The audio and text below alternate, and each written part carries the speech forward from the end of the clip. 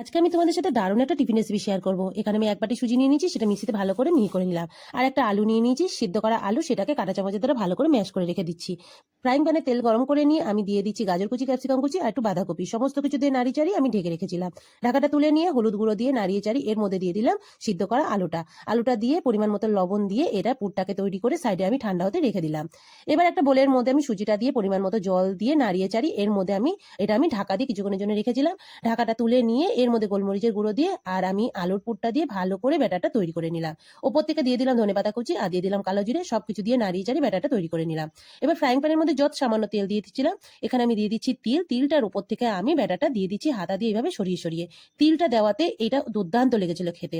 এর উপর থেকে আবার একটু তেল দিয়ে আমি ঢেকে ঢেকে এপিটোপিট করে আমি ভেজে নিচ্ছি।